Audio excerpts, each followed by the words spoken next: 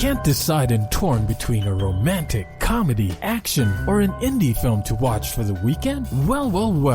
Golden State Media Concepts Movie Podcast is your ultimate guide to the latest movies. Join us as we dissect the latest on the blockbusters. It's the Golden State Media Concepts Movie Podcast.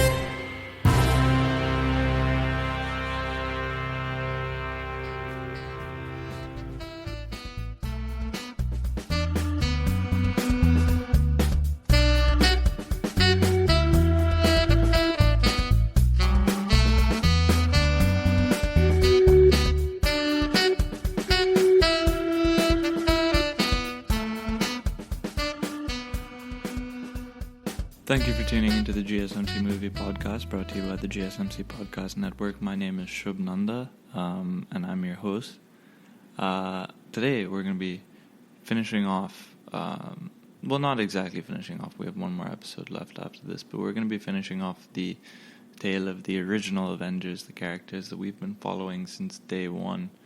We're talking about Endgame.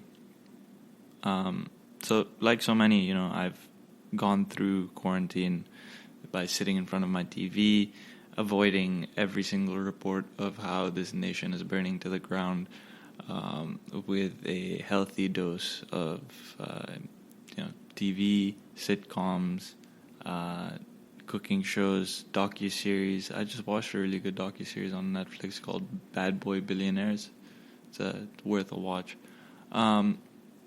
But yeah, like everyone else, I've just been doing everything I can to escape from the world with, whatever's possible. And part of that is why I started this Marvel overview. I love these movies, and they remind me a lot of what this world can be. And it also, shows me the limits that we can take, my preferred form of art, in terms of, technology and commercial viability.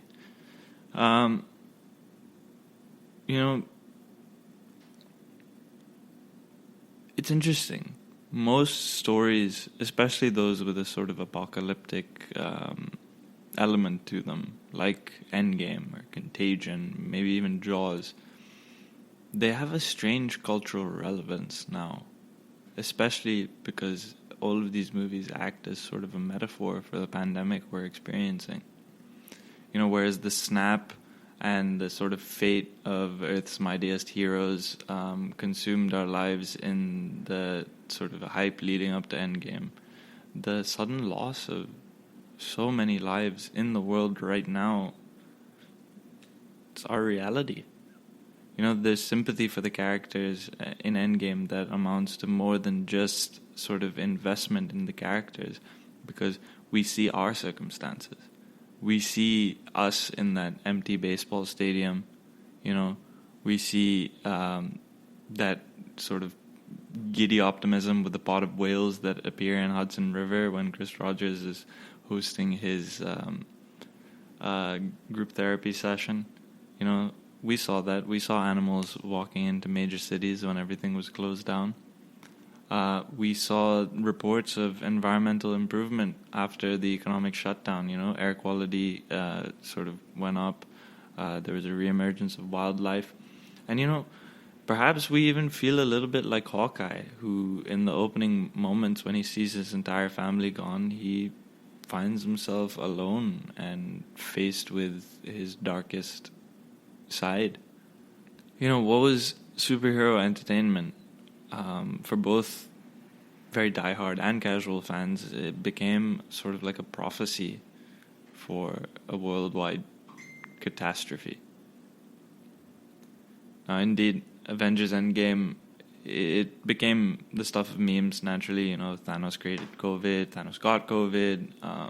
There's an artist, I think his name is Boss Logic. He recast the final battle as a conflict between the frontline health workers and the virus itself, which is hovering over Thanos' head. There's also another USA Today article by Hemal Javeri. She makes a very intriguing account of the film's depiction of loss and how we deal with it. the article is called "What Avengers Endgame Got Wrong." You know, the movie and other movies in the superhero genre, they want us to see these bolder, better versions of ourselves. She writes, the world in Endgame, both heroes and average humans, they're unable to move past this magnitude of loss. And any option beyond reversing what happened entirely is not enough. Because as Tony tells Thanos, humans are all kinds of stubborn and refuse to let go of who they've lost. Javeri observes that the public's response to the virus and the quarantine, people can't wait to move on, to return to their lives, to restart their jobs, to go back to like bars and beaches. What the heroes go through for 5 years, our grief has barely even reached the end credit sequence of Infinity War. You know, in real life, we've only been in this for like less than a year. Catastrophic historical events can last for years. I don't think we're prepared for that. Aside from the fact that these circumstances are obviously very different, you know, from the extent of the loss of the film, as well as the significant financial impact of the quarantine in the film, which really isn't discussed in Endgame. Actually, I'd like to see a series about how the 5 years between Infinity War and Endgame, how, you know, the world economy recovers and the politics and the political intrigue that would have obviously taken place when half of the jobs become vacant. Whether or not we lost entire teams, you know, from basketball, or if sports was even still going on. I have a feeling, you know, if we can make sports go on in real life during a quarantine, I think they would have managed to make sports go on if half the people died. But Endgame is as much about the past as it is about loss. And perhaps through this connection, we see more of ourselves than she suggests in our article. You know, maybe we don't want to move on and cut our losses. Maybe we want to go back to what life was before the pandemic. You know, a good portion of this movie is devoted to going back to the past, to retrieve the Infinity Stones, to undo the snap. And as stressful as that storyline is, you know, it becomes a source of enjoyment for both the audience and the characters themselves. You know, Thor and Tony Stark are reunited with their parents. We get to relive moments from their films, and Stan Lee makes his final cameo. You know, the final battle, it brings back pretty much all of the missing heroes. We really just get to see what happens when the dust settles, and then having seen the superheroes readjust, you know, the sudden age difference between the snapped and the unsnapped, all of this stuff we deal with in the next movie, which will be the subject of the next episode, Spider-Man Far From Home. Rather than the ending, you know, it offers within the context sort of the ideal chronological sequence. You know, Cap, he wants to go back, take the road not taken, live the normal life away from war that he always wished he had. He got that last dance with Peggy Carter. The move forward is the move back, essentially. But the move back is better. This, in our current climate, is quite often a fantasy, you know, to go back to the past and improve it. It's sort of Marty McFly in Back to the Future. It's the mission of Sam Beckett in Quantum Leap. It's the fairy tale for Rick Dalton in Once Upon a Time in Hollywood. He wants to go back to his glory days. We want what we had before the pandemic, but with enhancements. You know, we want to have that comfort and safety of knowing how it works, but also same life. Javeri argues that most people are ready to move back to their lives, the impulse, and it's not to embrace a sort of modified world with PPE and sanitizing rituals, rather than, you know, we're seeing that people are rejecting the nightmare of COVID-19 completely to run to like backyard barbecues without masks and, you know, no social distancing measures. We want that pre-COVID summer, you know, we want the beach parties, the crowded streets, the stadium-filled concerts. We want to breathe body odor and blooming flowers without a carbon filter. You know, we want to go through an amusement park without alcohol-based sanitizer on our hands. We want the dancer and the dance. We want to have our cake and eat it too, essentially. After all, it's been so long. It's been like 8 months. In rewatching Endgame now, I'm taken back more by the support group scene with Steve Rogers and the post-snap survivors. Because they're still adjusting to life after Thanos. And Joe Russo's character, Grieving Man, he recounts his experience on a date and how they both struggled with grief during dinner. He cried as they were serving salads, he says to the group, and I cried just before dessert, but I'm seeing him again tomorrow. In a film full of the most outrageous fantasy and even action and even some comedy, it's a very quiet moment of accepting the painful truth of working through tragedy. These fictional characters and the time travel solutions and the undoing of loss, they're not conceivable options, but that moment is what we can relate to the most. As much as we want to, we can't just snap our fingers and take back what happened in the last 6-7 months. So as we move forward, our new normal demands that we show some form of acknowledgement and acceptance, like Joe Russo's character does. Regardless of warmer weather and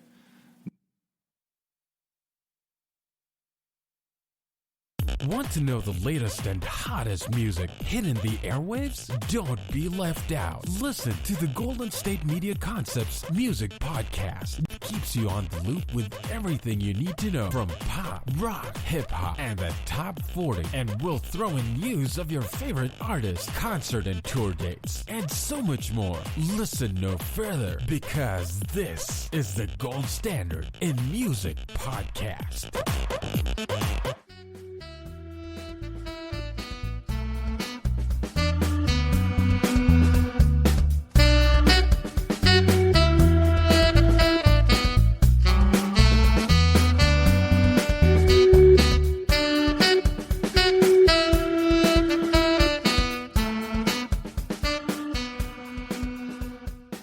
Let's get into the movie a little bit more.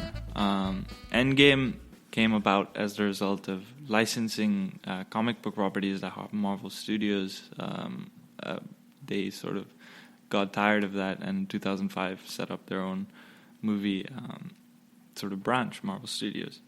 Marvel Studios developed properties that they had cinematic rights for, second-string superheroes, into these huge, lightly connected universe of films called the MCU. The MCU began with Iron Man in 2008. It set a tone of colorful, very funny, highly entertaining, and very faithful comic book adaptations for which Marvel Studios eventually became known. And then the first 5 movies led up to the Avengers, which emboldened the studio, like I always say, in making very significantly experimental creative decisions. It allowed Marvel Studios to take challenging narrative turns and inspire every studio in Hollywood to attempt some form of cinematic universe. The MCU expanded, it added increasingly diverse characters, added more highly talented filmmakers who put their unique and idiosyncratic stamps on this huge budget. Ultimately, it's a decade's worth of storytelling and character development that coalesced into the third film, Infinity War, that we spoke about last week. The heroes, they suffer this devastating loss in the climax of the film. Half of all life in the universe is wiped out. And it sets the stage for the conclusion of the MCU at this point, which is the 2019 film, Avengers Endgame. Endgame, it's not just the conclusion to some of the overarching plot lines and character arcs of 11 years of storytelling. It's the culmination of the biggest experiment in cinematic history. 21 films, various filmmakers, almost, 40, 50 superheroes. There's a narrative tapestry around these huge, larger-than-life characters, and this is a movie that features almost all of them. Every MCU movie works in isolation. Obviously, some are better than others. Each series has its own story, but at the end of the day, they fit into this huge, larger narrative that enriches everything about the individual parts. This is a significant achievement because while the parts are great, the whole that these parts make even better. For example, you could be satisfied just watching Iron Man's 1, 2, and 3, but you'd miss the fascinating character development of Robert Downey Jr.'s Iron Man all the way from 2008 to 2019.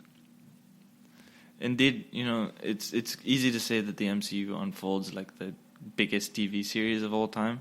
Each episode is feature length. It focuses on one set of characters, and they usually cross over for like the bigger episodes, the season finales, if you will.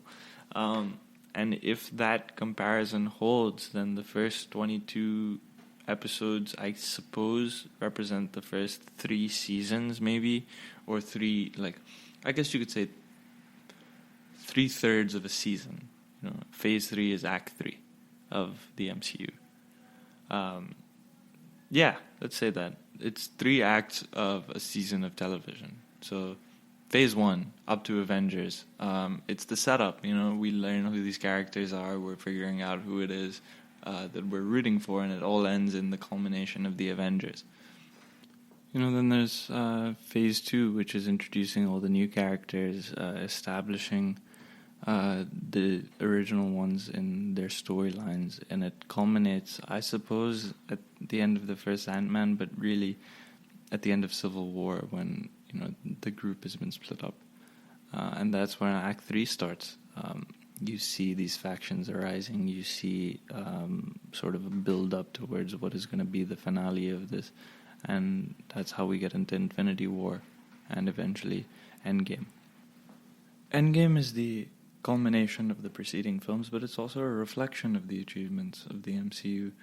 From 2008 to 2019, MCU movies became from, pretty popular movies to like what might be the only type of movie that's released by Hollywood now. Marvel Studios have become a cinematic brand. They've become a large segment of the film-going public. They expect consistent, high-quality entertainment twice, thrice a year. And they have a reliably loyal audience that, gives these guys the freedom to take on chances with unique filmmakers, diverse characters, and very bold narrative choices with very minimal risk. The trust and loyalty comes from consistency, but also from emotional investment, and that happens because we've been watching these people do this thing for a decade.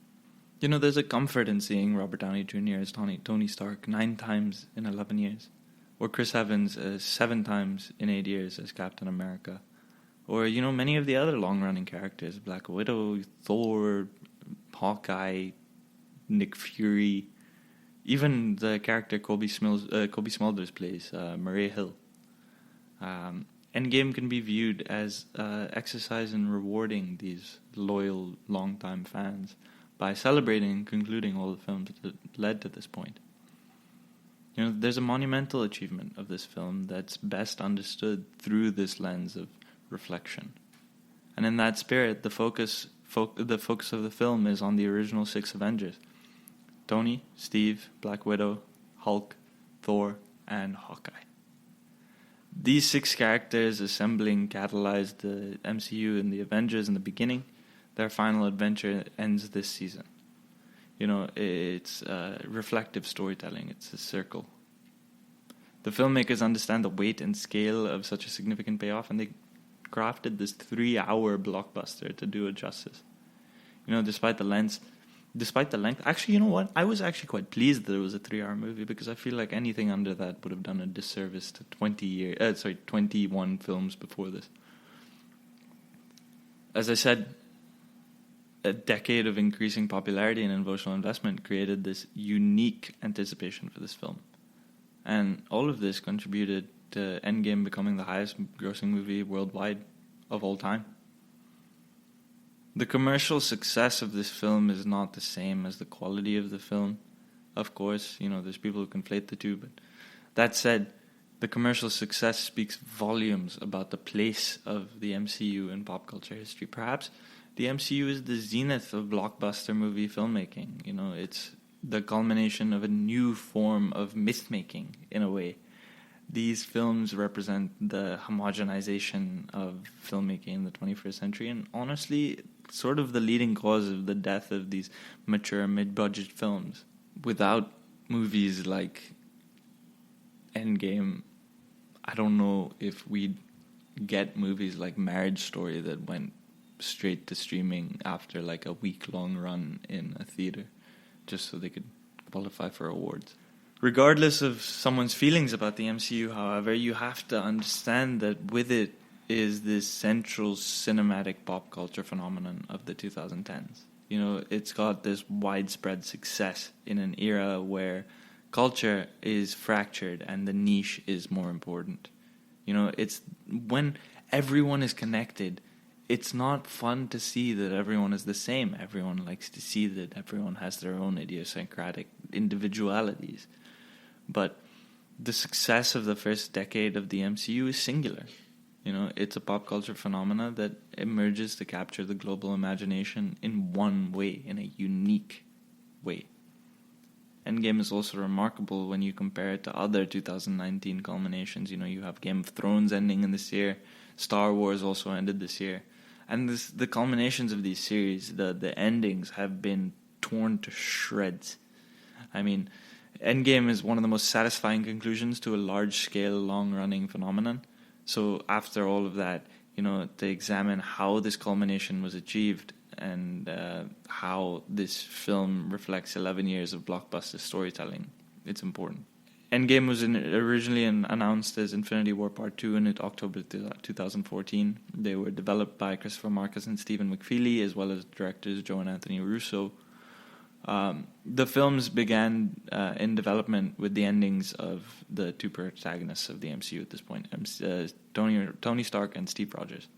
Tony's character arc over 9 movies is from going from selfish jerk to selfless hero, so his logical ending is to die saving the day in Endgame, you know.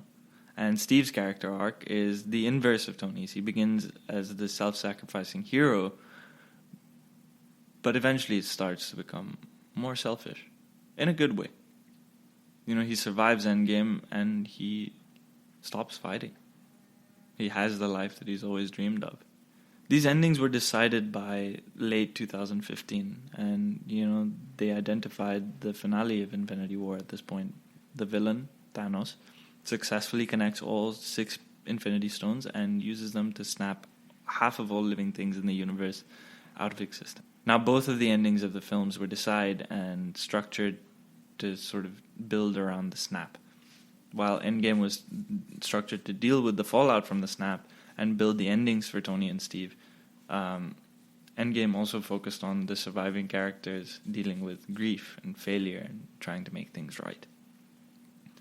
These screenplays developed, Infinity War and Endgame became very distinct tonally and narratively, and the titles were changed. Filmmakers claimed that Endgame was the easier of the 2 screenplays, that Infinity War needed to move like clockwork. It's a chase driving towards its ultimate climax. The focus was Thanos, and obviously the futile attempts of the heroes to resist him. Endgame had a much looser plot, but it also felt like a much bigger classic epic. After their initial failure, they attempt a more intellectual solution to the problem. So one of the strengths of the MCU is a focus on the heroes. Typically, they're the most interesting in the MCU films. And Infinity War was unique for positioning Thanos, the villain, as the central protagonist. Endgame, as the culmination of the MCU, returns narrative focus to the heroes, specifically the original 6.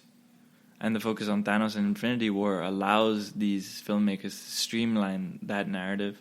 And similarly, the focus on the 6 Avengers streamlines the narrative in Endgame. It focuses on the culmination of their stories. It also provides opportunities for the movie to sort of reflect on their growth and reflect on the whole series, like I said. You know, most Marvel movies take inspiration from comic book stories, and most, including Infinity War. But there's no real specific comic book origins for the plot of Endgame. It's just an outgrowth of the films that came before. It's a movie for the MCU. It's a culmination and reflection of the cinematic universe.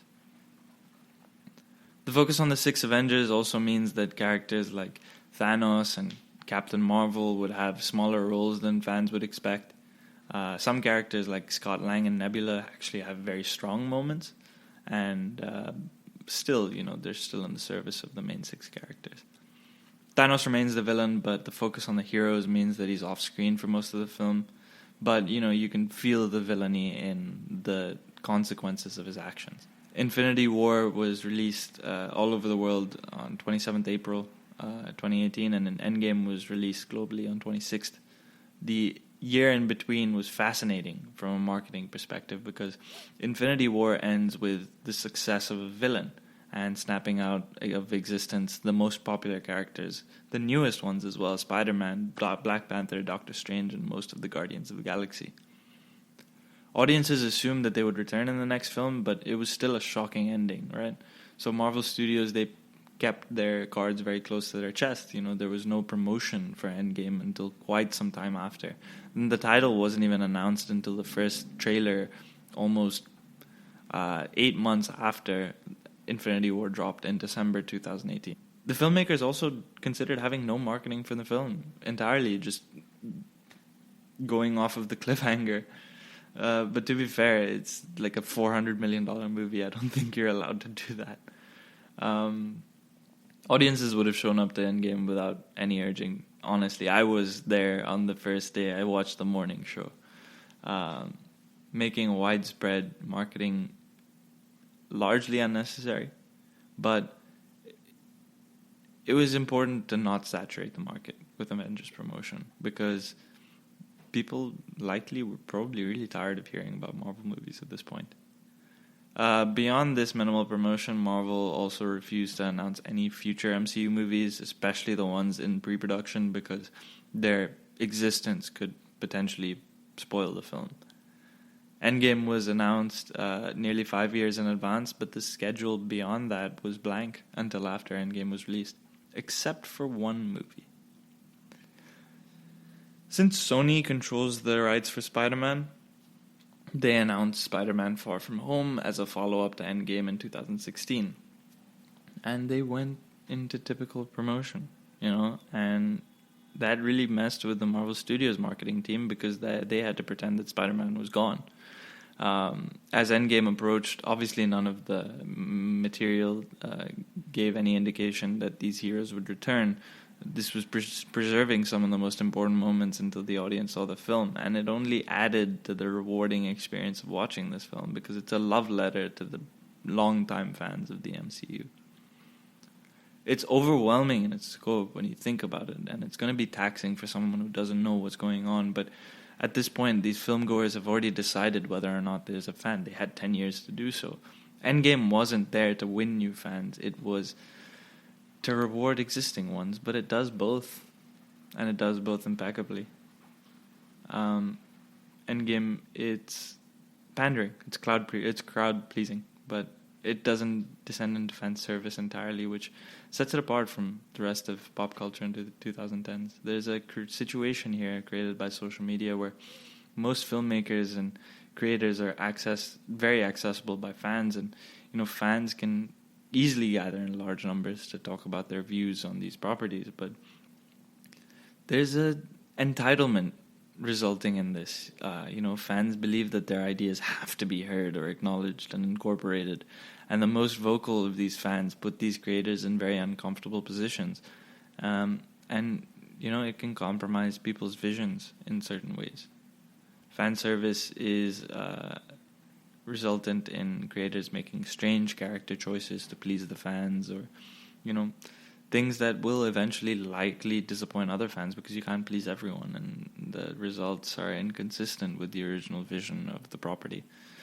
The most prominent example of fan service started with The Last Jedi. The film made very challenging and unexpected choices with the Star Wars mythos, and it was a very interesting film. But most fans weren't interested in challenging or changing the narrative turns, and it caused a lot of loud and intense backlash. The following film, The Rise of Skywalker, it was hopelessly compromised by walking back the most interesting elements of The Last Jedi and telling a really bland story. And it's a miserable failure, Rise of Skywalker is now the model of pandering fan service and how that can ruin an intellectual property. Marvel Studios is known to not perform fan service, and led by Kevin Feige, these MCU filmmakers deliver their vision, and from the beginning they push the narrative in compelling and unexpected directions, hoping that these fans appreciate the choices that they're making. The crowd-pleasing moments of Endgame, they're not to appease these vocal, entitled fans. These moments are natural character storytelling outgrowing from the 21 movies that came before this, or ideas that, appeal to the filmmakers. They satisfy audiences because they're consistent with the stories that fans have already loved, and because they executed it with cinematic and narrative skill, The MCU came from its first era with an integrity of vision that many other properties have lost. It should be kind of surprise and consistency that talented execution resulted in a more satisfying film that caters to all of these, but also offers the perfect case study against a movie like The Rise of Skywalker. So let's go into ways that Endgame reflects on the MCU and culminates these years of storytelling. It breaks neatly into 3 sections, each with a very, very different tone. So the film opens with Clint suffering the effects of Thanos' snap when his wife and 3 kids disappear before his eyes. And 3 weeks later, Tony and Nebula are rescued from a broken-down spaceship by Carol Danvers and brought back to Earth. The other Avengers have been dealing with the loss of half the life on Earth, and Carol Danvers gives them this opportunity to take revenge on Thanos. They travel to Thanos' garden retreat, but they're horrified to discover that he used the Infinity Stones one last time to destroy them. Thor decapitates Thanos, but it's an empty gesture. It can't do anything to reverse the effects of the snap. 5 years later, the survivors try to cope. Steve runs his support group to help people move on, and while he tries to move on himself. Natasha fills her time coordinating heroes across the galaxy, trying to survive her survivor's guilt. And Tony's moved on. He retires to a lakeside cabin with his wife and his 4-year-old daughter, Morgan. Bruce Banner is productive. He merges his human intellect with the Hulk to form Smart Hulk. But Thor gets into deep depression over his guilt and is now an overweight alcoholic. Clint becomes a murderous international vigilante after the loss of his family. So you can see these characters really have very interesting ways of dealing with the trauma caused by Infinity War. By happenstance, Scott is ejected from the quantum realm where he's been trapped since the snap, because he entered the quantum realm, and then Hope and Hank and Janet all get snapped away. 5 years feel like 5 hours to him because time works differently in the quantum realm, and he approaches the Avengers with a plan to traverse the quantum realm to get back in time, steal the Infinity Stones before Thanos can get to them, and use them to bring everyone back.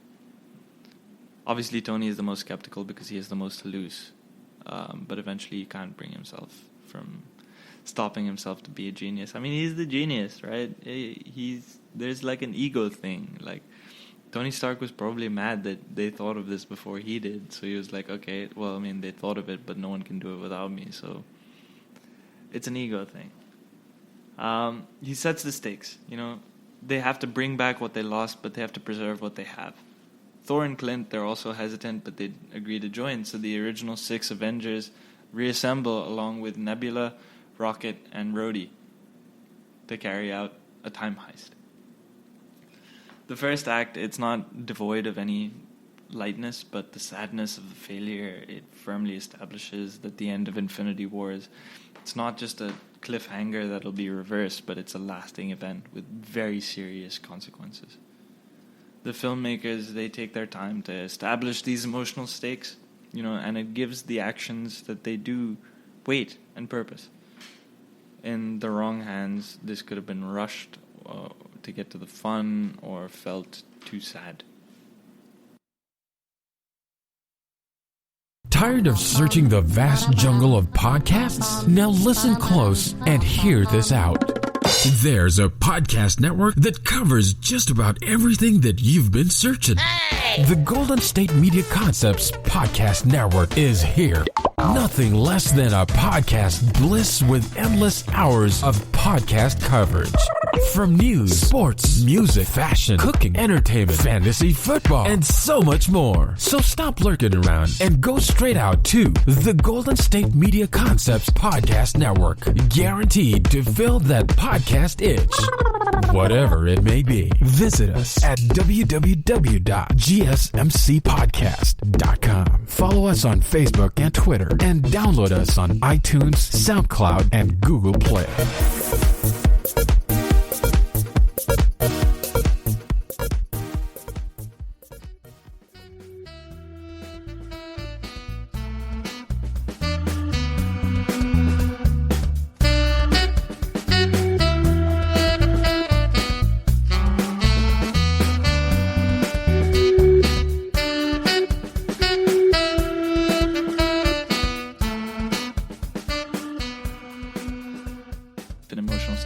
Established Endgame starts off by having enough weight to move to an incredibly fun second act without losing its core character development.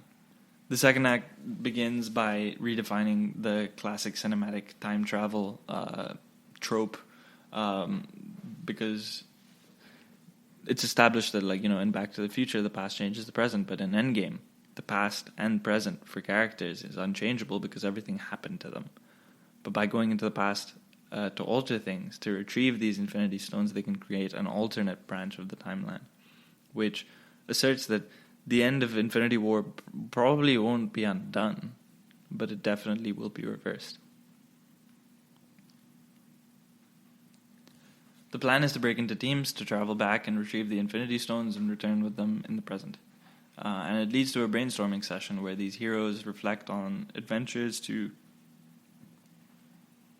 determine the best times and places to find the stones. Tony, Steve, Scott, and Bruce travel to Manhattan in 2012 during the climax of the Avengers. Hulk gets the time stone from the Ancient One, Doctor Strange's predecessor. She insists that he must return all the stones back to their timelines after they succeed, so they close the branches that they create. Meanwhile, Steve retrieves the Mind Stone from the scepter of Loki, but after the Avengers defeat him, but Steve has to fight his younger self to do it. Tony and Scott attempt to recover the Space Stone from the Avengers, but Loki escapes with it, which sets up Loki's own Marvel series. Tony and Steve are then forced to go further back into time to a military base in 1970 where Tony meets his father Howard and Steve spots Peggy Carter. Establishing a few more emotional stakes. Steve gets to see what he's fighting for, and Tony gets to say goodbye to his dad one last time. Steve retrieves the Mind Stone from the scepter of Loki, as I said, and Tony and Steve also get the Space Stone from the 70s. Thor and Rocket go after the Reality Stone from Asgard in 2013 in the middle of the Dark World. Rocket gets the stone from Natalie Portman, while Thor also has a heart-to-heart with his mother, who he also never got to say goodbye to. Dark World is one of the least loved MCU installments, so its presence in Endgame is kind of funny. Nebula and Rhodey, they traveled to Morag in 2014 to steal the Power Stone before Peter Quill can do it at the beginning of Guardians of the Galaxy, and unfortunately, Nebula's cybernetic implants interface with her 2014 self. So younger Nebula, who is still fighting for Thanos and is a partner of Gamora, her interfacing allows the 2014 version of Thanos to learn about his future success and the plan to reverse it. So he sends 2014 Nebula back into the present in place of her older self. So Natasha and Clint break off from Nebula and Rhodey to travel to Vormir for the Soul Stone, and they discover that it's only acquired after someone you love is sacrificed, meaning that one must die for it. And after fighting each other, Natasha makes the sacrifice. In 2023, when they return, Natasha, the heroes mourn Natasha, and Tony creates a gauntlet to hold the stones. Hulk wears the gauntlet and snaps to bring everyone back, and meanwhile, Nebula uses the time machine to bring Thanos' ship from 2014 to the present. Just as the heroes realize their plan worked, Thanos' ship destroys the Avengers headquarters. The middle hour of this movie is the most enjoyable part of the film. It's a refreshing change of tone from the first hour because it's a time heist. You know, it's filled to the brim with callbacks to the movies that came before this and cameos. The first hour establishes the emotions, when the second sort of half almost, allows these filmmakers to reflect on these characters' growth by contrasting them directly with the younger versions of their previous selves.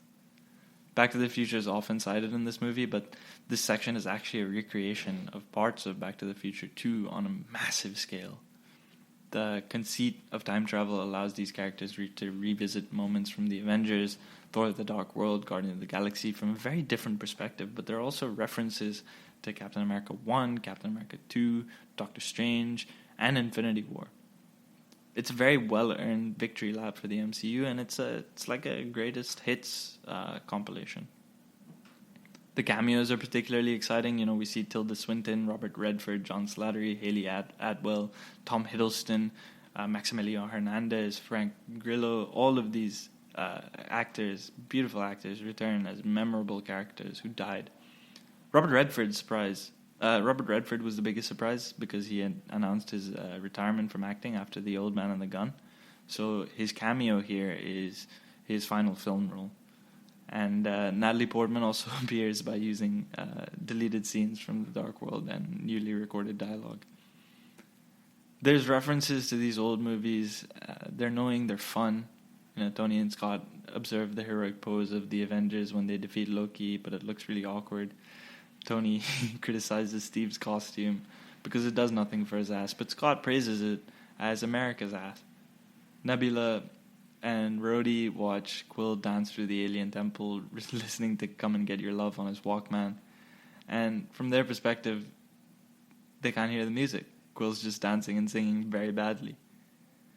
Steve acquires Loki's scepter from S.H.I.E.L.D. agents, who are revealed to be villainous Hydra agents in The Winter Soldier in an elevator. So the Russo brothers recreate this classic elevator fight from The Winter Soldier in terms of blocking and characters, but undercut all of the tension by Steve just saying, "Hail Hydra." He fights his younger self, who clearly annoys him with his naive bravado, and Steve succeeds through deviousness. He knows exactly what to tell young Steve to distract him. Steve scenes exemplify how the time heist demonstrates the growth of the Avengers, because Steve begins as this perfectly noble, straightforward soldier, but he grows even more less naive and more crafty through his experience. And traveling to the past, seeing Peggy reminds him of what he lost by being a superhero. It plants the idea for his ending. Tony's conversation with his father is the same. You know, they connect over being workaholic fathers, and Tony learns about how Howard felt about parenting him. Their father and son issues are resolved in the conversation, and he leaves whole from a character perspective. He can die at the end because he's now at peace. Thor historically had nothing but bravado, but in his current state, seeing his mother, seeing Jane, seeing Asgard, you see him have a panic attack. And his conversation with his mother allows him to overcome this self-doubt and become the man that everyone expects him to be. He recovers Mjolnir from 2013, indicating that despite his depressive state, he's still worthy to wield it. Much of Bruce's character growth is off-screen over the first 5 years, but observing the younger, mindless Hulk smashing into everything, merging, now that he's sort of merged with his human intellect, Bruce's arc is complete when he realizes he has both the strength and the resistance to radiation to survive wielding the stones. The accident that made him the monster now also uniquely qualifies him to save half of the universe. It's his culmination. All the destruction he's caused is now reversed. Even Nebula encounters a younger self who's abused into serving Thanos. And these intervening years allow her to free herself from her abuser, but seeing her younger self sees her take stock for the growth that she's experienced. The same with Gamora. Well, Gamora doesn't really get to see her younger self because we only get to see young Gamora. Old Gamora is dead. There's also Clint and Natasha. Thanos was resolute in Infinity War. He killed his adopted Gamora to acquire the Soul Stone. Natasha and Clint obviously debate. Natasha sees the chance as a sacrifice to make up for her past mistakes, something she's trying to be doing for the last 5 years. But Clint has also spent the last 5 years killing people out of anger. This is his chance for atonement. They don't fight to kill each other, but to save each other. And when Natasha dies, it's her choice. It saves Clint, and it makes her whole. This is a controversial choice for the filmmakers because one of the weakest moments of Infinity War is Thanos killing a female character to further his own story. And Endgame obviously doubles down on that, killing the only female Avenger at the end of the second act. It's an active choice than Gamora's death, but it's still disappointing that the screenplay was structured to make Natasha the only logical choice. Viewers of the film implied that Clint should live because he needs to return to his family and that Natasha is expendable because she has no family, but the Avengers are Natasha's family, so she dies for them. Perhaps giving Black Widow her solo film after Endgame will make up for it, but who knows when that's going to come out. Watching TV has changed over time. Streaming has become the new norm. That's why Golden State Media Concepts television podcast dives headfirst to the world of cord cutting. Want to be on the loop of what's hot in Netflix? Or if it's not a preference, what about original shows in Hulu? We've got you covered. Join us as we fill in the blank and talk about movies to stream and what show you should be binging. This is the Golden State Media Concepts television podcast.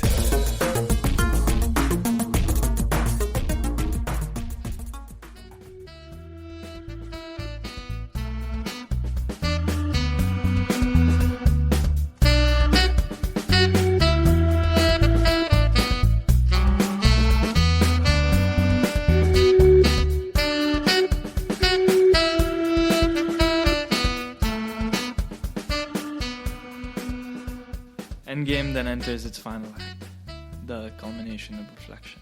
This concludes the Infinity Saga, the first 22 films of the MCU. It features the ultimate victory of the heroes over Thanos and continues into a denouement that concludes many stories and sets up the future. Thus, it has a lot to accomplish, but even so, it features two of the most crowd-pleasing moments in the history of cinema back to back.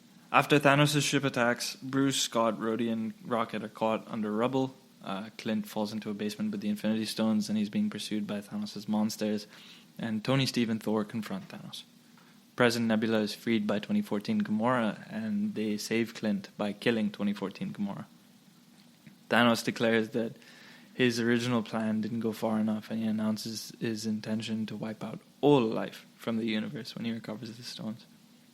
Thanos, he knocks out Tony and throws Steve aside and nearly kills Thor before Steve uses Mjolnir to attack.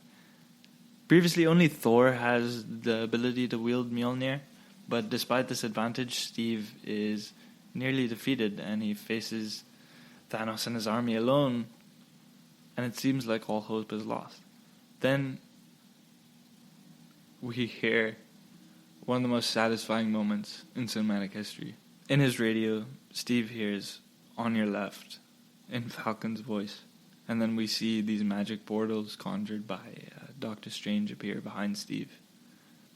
This is the arrival of the heroes who returned when Bruce snapped.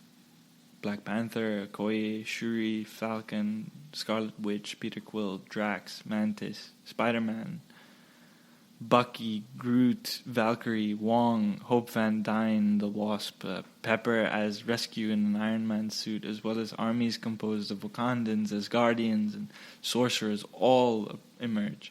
The Avengers army and Thanos' army charge at each other for this huge CGI battle. The heroes, they play keep away with the stones, eluding Thanos' grasp, and when he's nearly killed by Wanda, Thanos orders his ship to fire on the battlefield until Carol arrives to destroy it.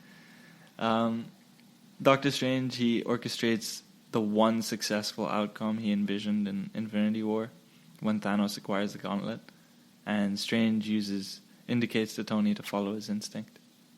Tony grapples over the gauntlet, using his technology to move the stones onto his own hands. And Thanos attempts to snap, but Tony has the stones. Tony snaps, and he reduces Thanos and his army to dust. But the power surge... Before I end off the film, I think it's important to address something that I mentioned in my last episode. I'm not a big fan of the fan service pandering moments of female empowerment that they incorporate into the final battle scenes of Infinity War and Endgame. Not because I don't like seeing female empowerment. I'm all for it. I'd rather see natural elements of it than forced. In this case, Infinity War and Endgame, they're weird because in Endgame, there's a moment where Spider-Man, who's the youngest superhero of them all, is carrying the Infinity Gauntlet, and he's really overwhelmed. And Captain Marvel approaches him. No one questions the Infinity Gauntlet going into Spider-Man's hands, or any other Avenger for this matter. But when Captain Marvel, the strongest Avenger, stronger than Thanos, by the way, shows up to pick up the gauntlet, Spider-Man asks her, "Are you sure you'll be able to do it? Why is it that the only female superhero, who is the strongest hero of them all, has to depend on not only the doubt of a male superhero who's much younger than him, but also has to depend on the other female superheroes, most of whom are side characters like Mantis?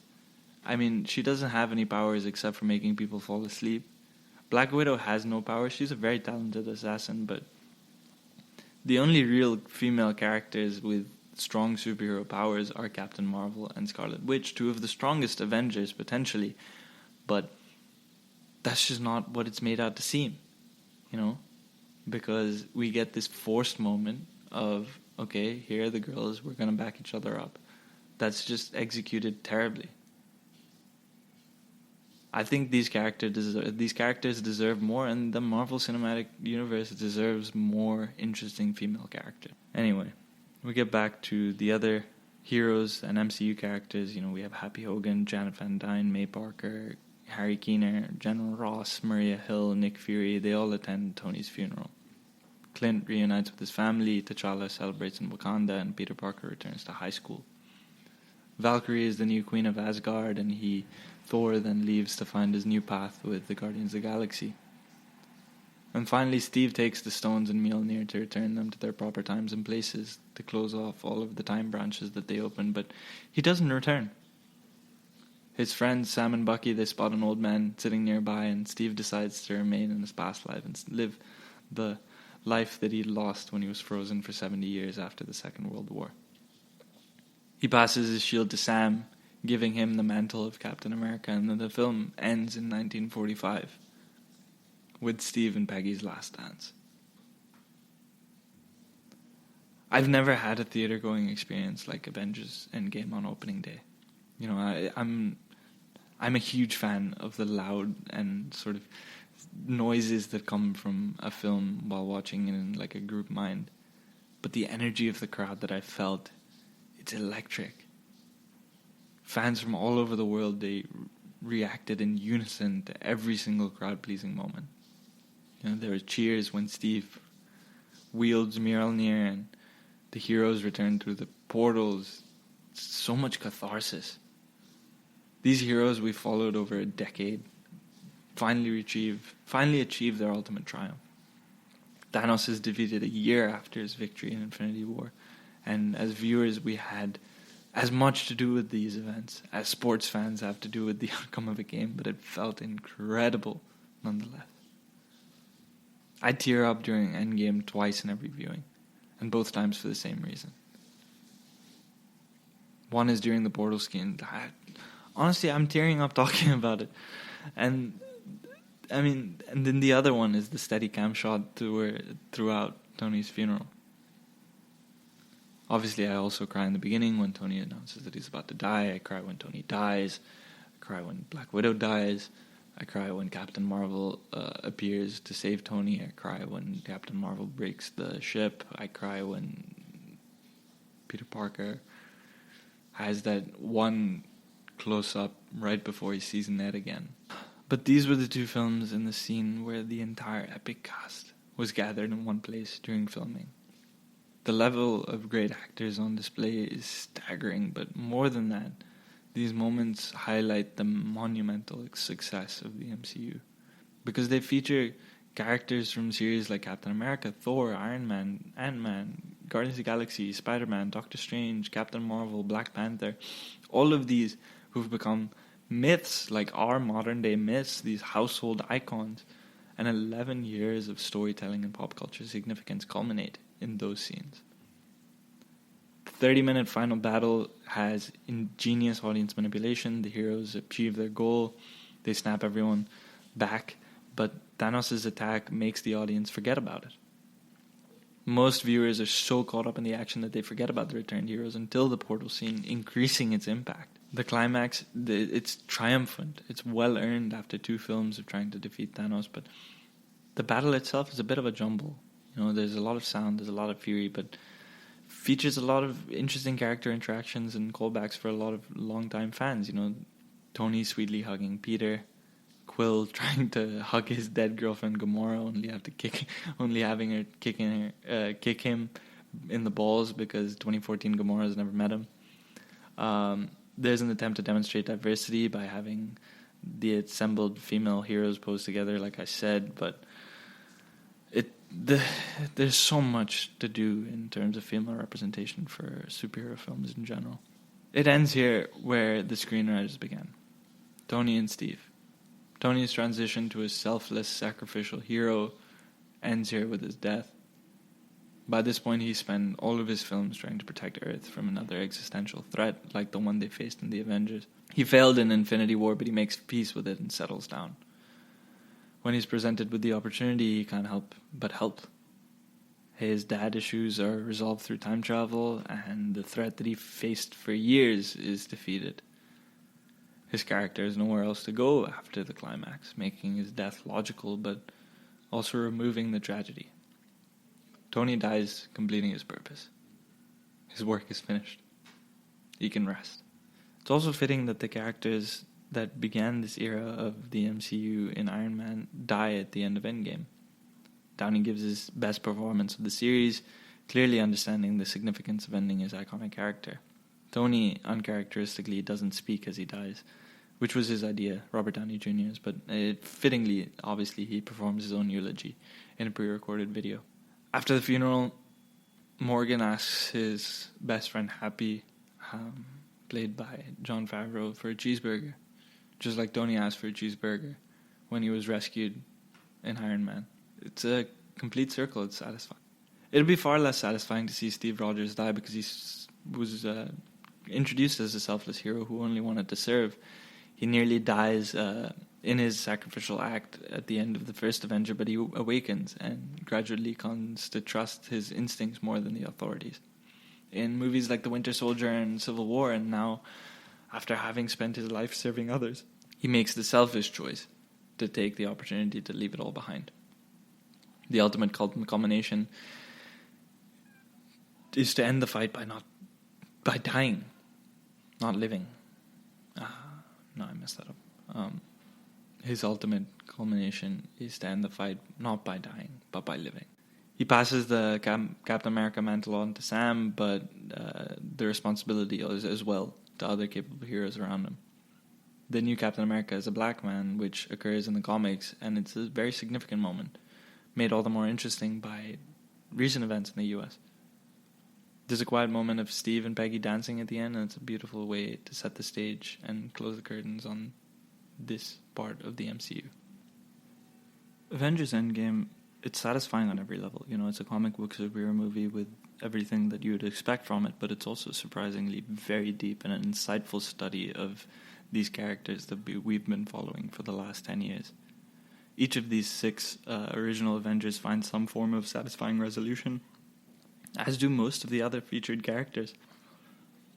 Besides, finishing off 22 films worth of character development, Endgame also views and allows viewers to reflect on these films. And it does so by having very serious and emotionally rich conversations in the first act, by literally traveling to the previous films in the second, and then bringing its characters to resolution exceptionally in the third. It does it spectacularly, and by doing that, it's the most crowd-pleasing film of all time, in my opinion.